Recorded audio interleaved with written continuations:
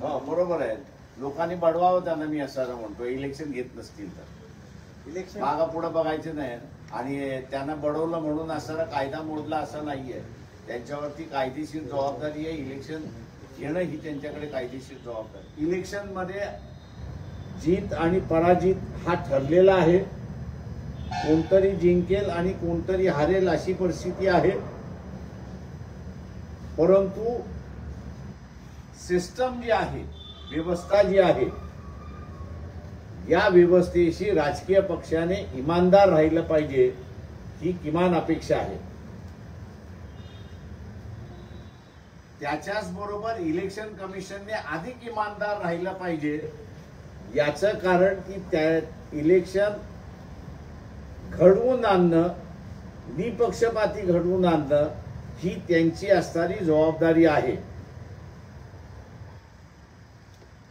मुंबई हायकोर्टाने इलेक्शन घ्या म्हणून असे असणारे आदेश दिले, कायद्याला धरून आदेश दिले, तरीही इलेक्शन घेत नाही. आम्ही सुप्रीम कोर्टामध्ये अपील करू म्हणून त्या ठिकाणी सांगतात आहे. अशा पद्धतीचे जे इलेक्शन कमिशन माजलेलं आहे आणि संविधानिक चौकट मोडायला निघालेले आहेत,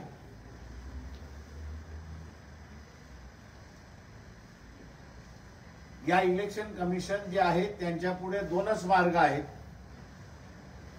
एक तर 3 मार्ग आहेत असं मी त्या ठिकाणी म्हणेन. एक तर जबाबदारी पाडता येत नसेल तर राजीनामा द्या, मोकळं व्हा.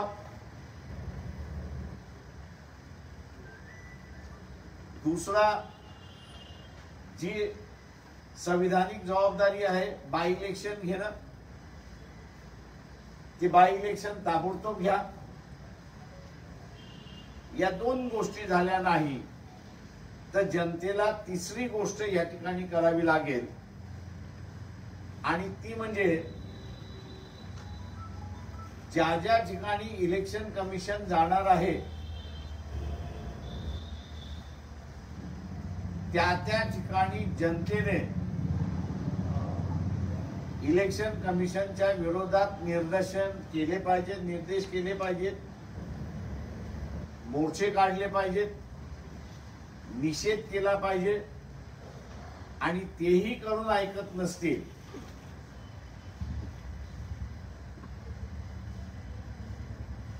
तर इलेक्शन कमिशनला मारझोड सुद्धा केली पाहिजे.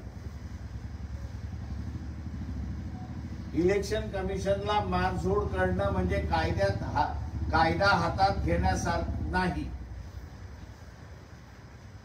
संविधानिक जबाबदारी ही पार पाडणार याचं आश्वासन त्यांनी लोकांना दिलं, जनतेला दिलं. जनता ही राजा आहे आणि जनता ही देशाची मालक आहे.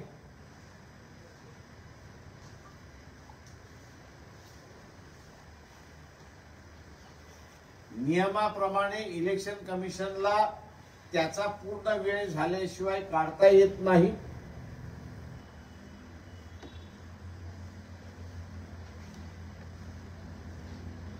कारण का संविधानिक इलेक्शनचं पद आहे, त्याला निवडणुका पूर्ण कराव्या लागतात, घ्याव्या लागतात, आणि म्हणून त्याची स्वायत्ता अबाधित राहावी. इलेक्शन कमिशनची स्वायत्ता अबाधित राहावी म्हणून ज्या वर्षासाठी किंवा जेवढ्या वर्षासाठी तो आहे त्याला असणारा कवच म्हणून त्या ठिकाणी ठरवण्यात आलेला आहे. एका प्रकारचा इलेक्शन कमिशनला संविधानाने दिलेले अधिकार,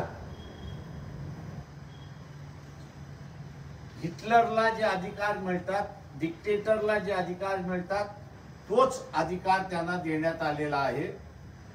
आणि देण्याचा हेतू हा होता की त्यांना इलेक्शन घेण्यामध्ये कुठल्याही अडचणी येऊ नये.